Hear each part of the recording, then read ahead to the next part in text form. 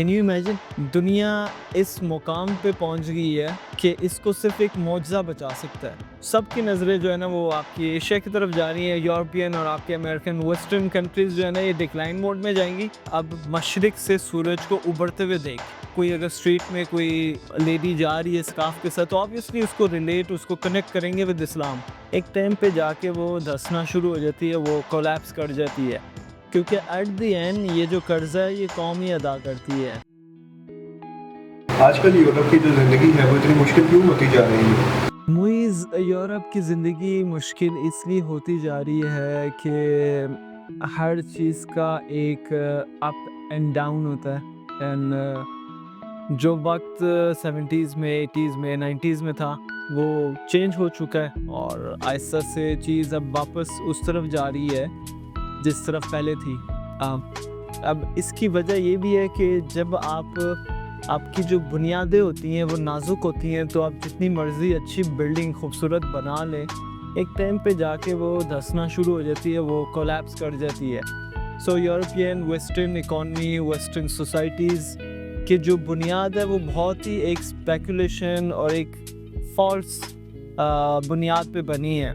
अगर आप इनका इकोनॉमिक मॉडल ले लें, सोशल मॉडल ले लें, पॉलिटिकल मॉडल ले लें, हर चीज़ जो है ना वो एक स्पेकुलेशन और एक फॉल्स इंफॉर्मेशन पे बनी है। अब एक छोटी सी बात है, हम भूल जाते हैं अगर पाकिस्तान कर्जे में डूबा हुआ है तो ये जो मुल्क जिनकी अभी हम बात कर रहे हैं, यूरोपियन कंट्रीज़ जो हैं, ये हमसे बहुत ज़्यादा कर्जे में डूबे हुए हैं। हालांकि ये तो बहुत डेवलप कंट्रीज़ हैं, इनको तो कर्जे में डूबा नहीं होना चाहिए, बट ऑब्वियसली क्योंकि ये पूरा निज़ाम जो है ये एक फॉल्स स्पेकुलेटिव और ऐसी चीज़ पे बना है जिसका रियलिटी से कोई ताल्लुक़ नहीं है, तो कोई भी चीज़ बनाने के लिए ये लोग लोन्स लेते हैं, कोई भी काम करने के लिए इन्हें लोन्स को अप्लाई करना पड़ता है। तो एट दी एंड टेबल तो बहुत खूबसूरत है, ऑफिस बहुत खूबसूरत है, everything is organize, street clean है, सब कुछ अच्छा है, बट बात वहीं पे आ जाती है कि एट व्हाट कॉस्ट? क्योंकि एट द एंड ये जो कर्जा है ये कौम ही अदा करती है। अब कौम कैसे अदा करती है? जब टैक्सेस बढ़ते हैं। सो अगर आप इस चीज़ को पूरा एक मैप बनाएं इसका पूरा और आप इसको लिखें तो आपको समझ आ जाती है कि it's a never ending process. Quaid Azam ने इसको बहुत खूबसूरत तरीके से कोट भी किया था कि दुनिया इस मुकाम पे पहुंच गई है कि इसको सिर्फ एक मौजज़ा बचा सकता है, लाइक एक मिरेकल ही हो सकता है जिसकी वजह से हम बच जाएं, वरना तो हमने जो फैसले लिए हैं, जो हमने जैसे निज़ाम बनाया है, जो ये फाइनेंशियल सिस्टम पूरी दुनिया में बना हुआ है, जिसकी वजह से हम सब एक बॉक्स में बंद होके रह गए हैं। हम खुद से फैसले तो कर ही नहीं सकते, और हर चीज़ के ऊपर आपको टैक्सेस और ये पे करने पड़ते हैं। इसी वजह से है क्योंकि सिस्टम ऐसा बनाया गया आपको ग़ुलाम रखने के लिए। तो यूरोप की ज़िंदगी ऑब्वियसली मुश्किल होती जाएगी, बिकॉज़ वहाँ पे एक और भी चीज़ है, आप पूरी ज़िंदगी जो है ना बेनिफिट्स पे गुजारते हैं। आपको एक आदत पड़ जाती है, आसानी हो जाती है कि चलो नौकरी ख़त्म हो जाती है तो 6 महीने मुझे जो है ना गवर्नमेंट जो है ना पैसे देगी सैलरी के, तो घर बैठे बैठे पैसे कमा रहे हैं। बट कुछ लोगों ने इसका गलत फ़ायदा उठाया और उसकी वजह से पूरे मुल्क को जो है ना फ़र्क पड़ता है। तो ऑब्वियसली हर चीज़ का एक अप एंड डाउन होता है, and now Europe is going on down. It's like decline mode उनका ऑन हो चुका है।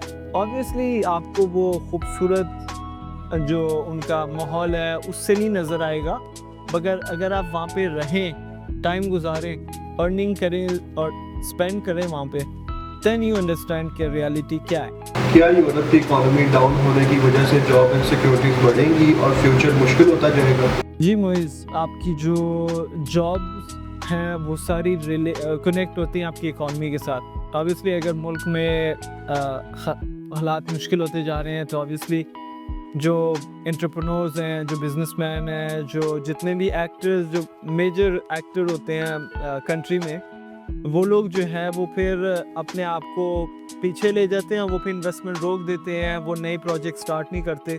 तो उसकी वजह से यही होता है कि आपके लोगों को फिर काम नहीं मिलता। काम तभी मिलेगा जब नए प्रोजेक्ट्स आएंगे, इन्वेस्टमेंट होगी, नई चीज़ें चलेंगी, बट क्योंकि वहाँ पे एक सिस्टम चेंज हो रहा है, अब बहुत ज़्यादा रोबोटिक पे भी चीज़ें जा रही हैं, तो रोबोटिक पे जा रहे हैं क्योंकि मैन पावर बहुत महंगी है, और मैन पावर महंगी होने की वजह से उसके चैलेंजेस भी बहुत हैं। वो बीमार भी हो जाती है, वो वीकेंड को काम नहीं करती, वो लाइक प्रोडक्टिविटी इश्यूज भी हैं। तो इस वजह से अब रोबोट्स जो है ना वो रिप्लेस करेंगे उन इंसानों को जो वो रेपिटेटिव टास्क नहीं कर सकते। तो जॉब्स पे ऑब्वियसली एक इफ़ेक्ट आएगा, और आप देखेंगे कि वहाँ पे जॉब्स की अपॉर्चुनिटी जो 90% जो लोगों को जॉब ज़रूरत होती है वो ख़त्म होती जाएंगी। 10% ऑब्वियसली जो बहुत हाई क्वालिफाई क्रीम जो है आपकी, जो बहुत स्पेसिफाइड टेक्निकल जॉब्स होंगी, उसके लिए ऑब्वियसली ज़रूरत पड़ती रहेगी, but again at what cost. So या इकोनॉमी की वजह से जॉब्स पे बहुत ज़्यादा फ़र्क आएगा। जैसे हम देखते हैं कि पूरी दुनिया में महंगाई बढ़ती जा रही है, तो कॉस्ट ऑफ लिविंग बढ़ने से जो लोग वहाँ अभी गए हैं या पहले से हैं उनके लिए सर्वाइव करना कितना मुश्किल होगा। देखिए मोइज़, अब उस दिन मैं कज़न से बात कर रहा था, उसको भिंडी बहुत पसंद है, और भिंडी यूरोपियन कंट्रीज़ में हाफ केजी जो है वो 3000 रुपीज़ का है। सो 1 केजी जो है ना वो 6000 रुपीज़ का है। 6000 rupee KG of vegetables, can you imagine? और अभी हम बाकी चीज़ों की बात नहीं कर रहे हैं। आपका जो पिंक सॉल्ट है, जो यहाँ पे आपको बहुत आसानी से मिल जाता है, चंद रुपीज़ में पीकेआर में आपको मिल जाता है, वहाँ पे थाउजेंड्स में मिलता है। सो हर चीज़ जो है ना ऑब्वियसली लिविंग कॉस्ट जो है ना वो बढ़ता जा रहा है, और ये आपके डेली लाइफ से शुरू हो जाता है। एक छोटा सा अगर हम एग्जांपल ले, जो उधर जो रोटी की कॉस्ट है, जो आप ख़रीदारी पे जब जाते हैं रोटी लेने, तो I think it's around 1 euro. Restaurant में जाएंगे तो 2-3 यूरो की मिलेगी रोटी, and obviously it's like 300 rupees in Pakistan. तो यू कैन जस्ट कंपेयर कि कितना जो है ना, जो डेली लाइफ पे आपके जो है ना वो प्राइसेस बढ़ती जा रही हैं। बाकी फिर आपके रिहाइश, फिर बिजली, फिर आपकी गैस, और आपकी ये सारी चीज़ें ऑब्वियसली सारी स्काई रॉकेट कर रही हैं, हर चीज़ महंगी होती जा रही है।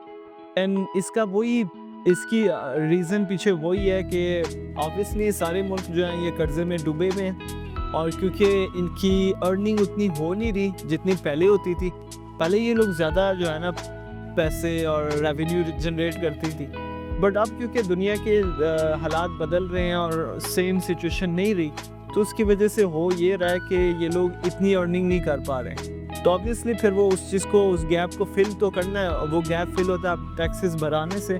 अब वो एकदम भी टैक्सेस नहीं बढ़ाते, कभी उन्होंने पेट्रोल पे टैक्स लगा दिया, कभी उन्होंने किसी और चीज़ पे, कभी कोई नया कानून बना दिया, कोई नया शुरू कर दिया काम।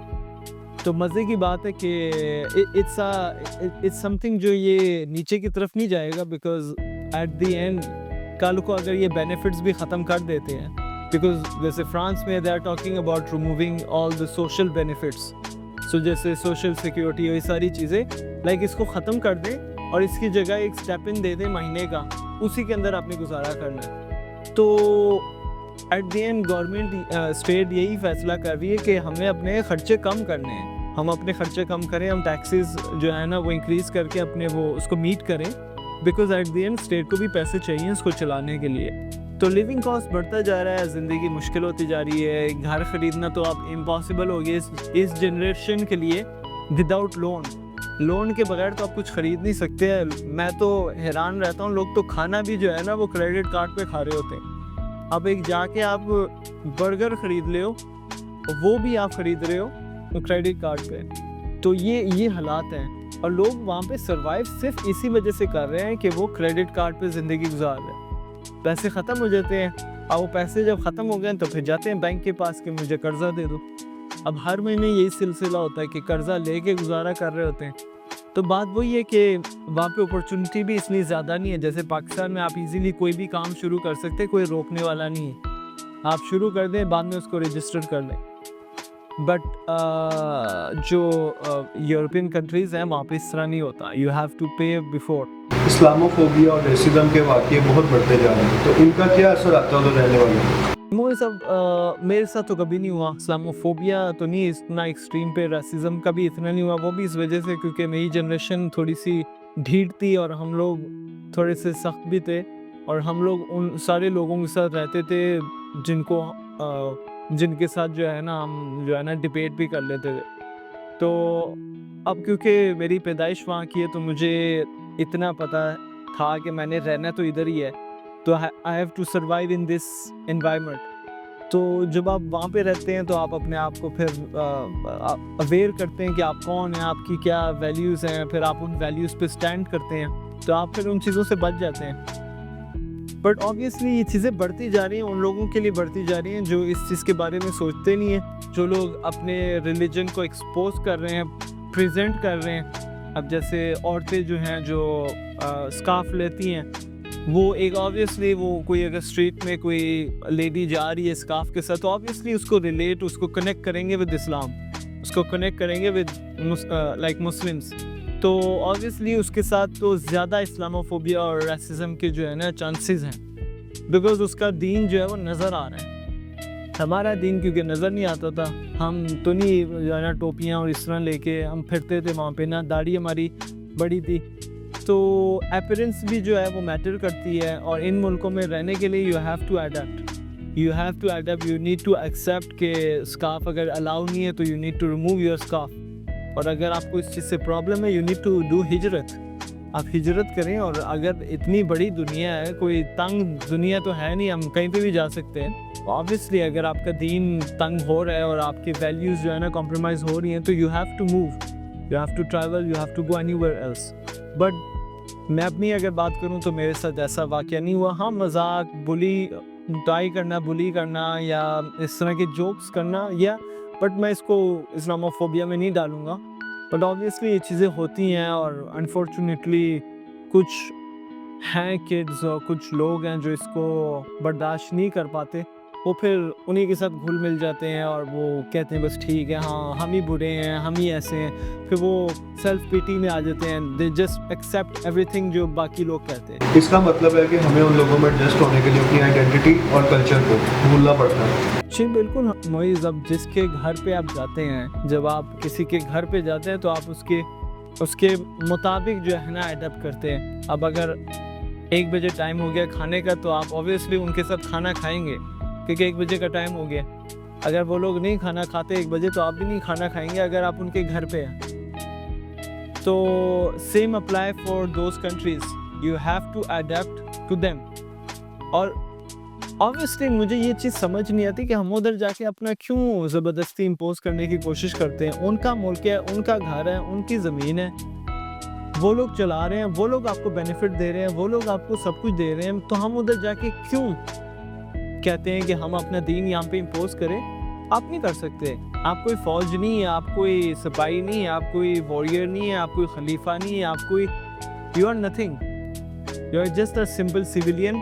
तो बेहतर है कि अगर आपको समझ नहीं आ रही तो यू जस्ट मूव। बहुत से लोग हिजरत करते हैं, बहुत से लोग चले जाते हैं, वो इसीलिए चले जाते हैं क्योंकि उनको वो समझ नहीं आती, उनको वो जो क्रिएट हो गया बबल, उसके अंदर वो फिट नहीं हो पाता है। बट अगेन हिजरत करने के लिए आपको कुर्बानी देनी पड़ती है। हिजरत आसान नहीं है, आपको बहुत सी कुर्बानियाँ देनी पड़ती हैं। मैं अक्सर कहता हूँ मेरी कुर्बानी सबसे ज़्यादा मेरे दोस्त हैं, और जो मैंने वहाँ पे कनेक्शंस बनाए थे, ये सबसे ज़्यादा एक बड़ी कुर्बानी मैंने दी है इधर आने के लिए। बिकॉज ऑब्वियसली एक माशरा जिसमें आपके पास सब कुछ हो और जिस एक क्लिक के ऊपर काम आपके हो जाते हो, और एक माशरा आप आ जाएँ जहाँ पे आप किसी को जानते ना हो, जहाँ पे आपको 10 दफ़ा सोचना पड़े कोई भी काम करने से, तो ऑब्वियसली ये कुर्बानी है। और इसको करने के लिए आपको नहीं, इस मुश्किल है, आसान नहीं है, तो ऑब्वियसली आपको इन मुल्कों को फिर छोड़ना पड़ता है। काफ़ी लोग अगर हम देखें तो वापस आना चाह रहे हैं, ऐसा क्यों? वो इन्हीं वजह से, क्योंकि तंग आ गए हैं, समझ नहीं आ रही, महंगाई बढ़ती जा रही है, सख्ती बढ़ती जा रही है, कंट्रोल बढ़ते जा रहे हैं। आप गलती से कोई डिक्लेरेशन में, जो आप जैसे पाकिस्तान में भी आप फाइल करते हैं अपने टैक्स को, अपने इनकम को, आप बताते हैं कि मेरी इनकम इतनी ज़्यादा, इस साल मैंने इतनी इनकम की है, तो सारी बतानी पड़ती है। अब उसमें अगर आपसे गलती हो जाए और गवर्नमेंट को पता लग जाए कि आपने बताया नहीं मुकम्मल, आपने ये भी किया वो भी किया और आपने बताया नहीं है, तो ऑब्वियसली वो फिर आपके पीछे आते हैं और वो आपसे सवाल करते हैं। इन चीज़ों की वजह से भी फिर माहौल जो है ना वो टाइट होता जा रहा है। वो अपॉर्चुनिटीज़ जो पहले थी वो नहीं है। अब अगेन बात वही आ गई, कुछ लोग रेबल भी हो गए हैं कि नहीं, हम नहीं स्टेट को मानेंगे, हम नहीं फॉलो करेंगे कानून को, हम नहीं अपने दीन को दबाएंगे, हम तो ठीक है, अगर आप नई चीज़ों को करना चाहते हैं तो फिर आप निकलें यहाँ से, फिर आप जो मर्ज़ी करें, फिर आप एक कॉमन ग्राउंड पे आएँ और निकलें यहाँ से। अब वो बात वही है कि लोग बहुत जाना चाहते हैं, आना चाहते हैं, बट अगेन वो कुर्बानी नहीं देना चाहते। हमारे बड़ों ने जब हिजरत की है इंडिया से पाकिस्तान, तो उन्होंने बहुत कुर्बानी दी थी। मैं अभी तक सुनता हूँ कि उनकी वहाँ पे फैक्ट्रीज थी, ये था, प्रॉपर्टी थी, वो लोग ऐसे थे, वैसे थे, और मुझे इतना, मैं सिर्फ सोच के ही वो कहता हूँ कि अगर मैं उनकी जगह होता तो मुझे नहीं पता अगर मैं ये चीज़ें कुर्बान कर पाता। ये बहुत, इसके लिए आपको बहुत ज़्यादा जो है ना तवक्को होना चाहिए और आपको सब्र करना चाहिए। हिजरत करने के लिए, मूव करने के लिए you need to be very very okay for sacrifices. क्या अब एशिया और मिडिल ईस्ट के अंदर ज़्यादा ऑप्शन अवेलेबल हैं तरक्की के लिए?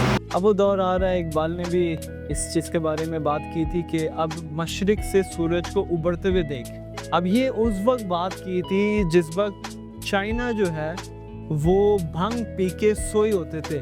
लाइक इतना ज़्यादा वहाँ पे ओपीएम और वहाँ पे इतना ज़्यादा वो लोग नशा करते थे कि उनकी कौम जो है ना वो सोती रहती थी, वो काम ही नहीं करती थी, वो कुछ भी नहीं करते थे, वो बिल्कुल जो है ना बेकार कौम थी। और ये 30s की बात है, 30s 40s, जब पाकिस्तान अभी बना भी नहीं था। तो इकबाल ने ये बात की थी कि अब जो है ना मशरिक जो है ना, मशरिक से जो है ना अब सूरज वापस उभरे।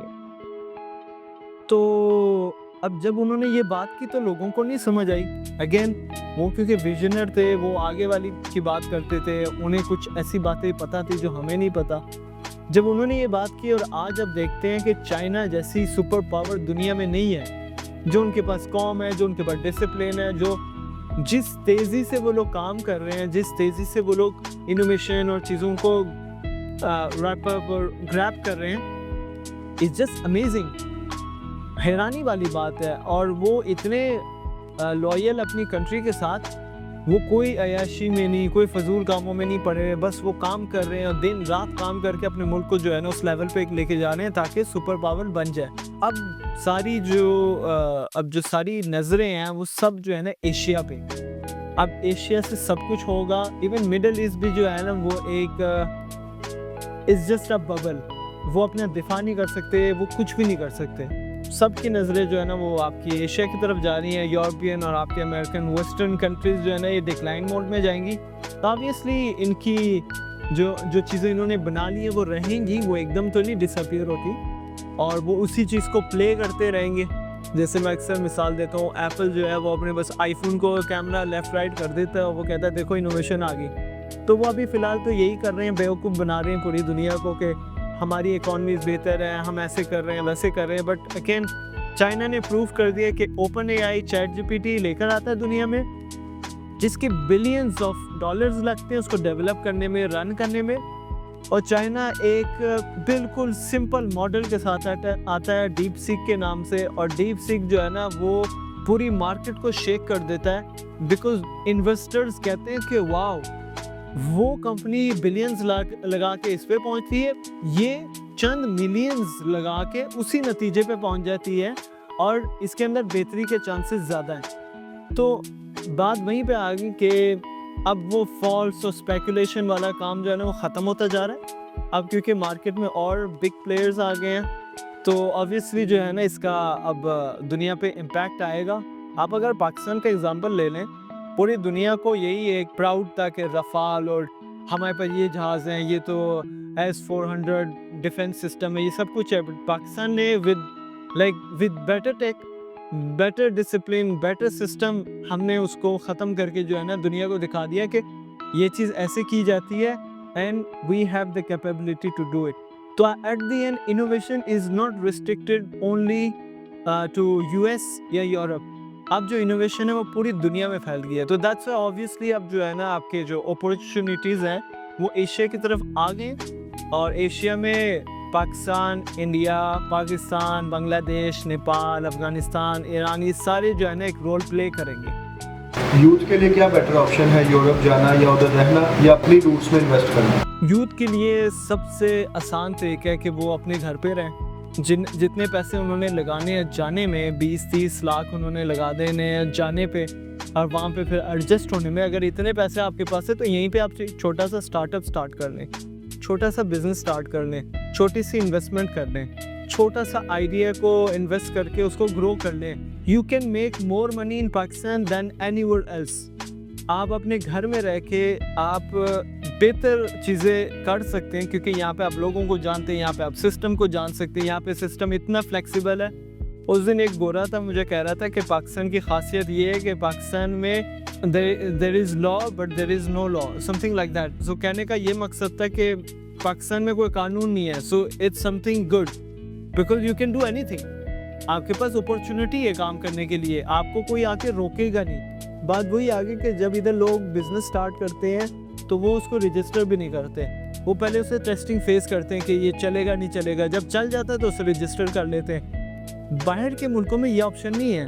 बाहर के मुल्कों में चले ना चले, आपने जो है ना इस पे 1 करोड़ लगाना है। अब जब आपने 1 करोड़ लगा दिया है और वो चलता भी नहीं है, तो फिर तो आप तो बैंकरप्ट हो गए, या फिर आप लोन लेके उसको जो है ना धक्का स्टार्ट करेंगे। तो एट द एंड यूथ के लिए ज़रूरी है कि वो यहीं पे रहे। हम सबके लिए यही अच्छा है कि हम अपने मुल्क में इन्वेस्ट करें, और वो दूर से एक देखा जाने वाला एक अच्छा ख्वाब है, लगता बहुत अच्छा है, लेकिन हम वहाँ जाते हैं तो वहाँ के हालात और सब कुछ बहुत डिफरेंट है। तो हमें पाकिस्तान में रहना चाहिए, इसके साथ तरक्की करनी चाहिए।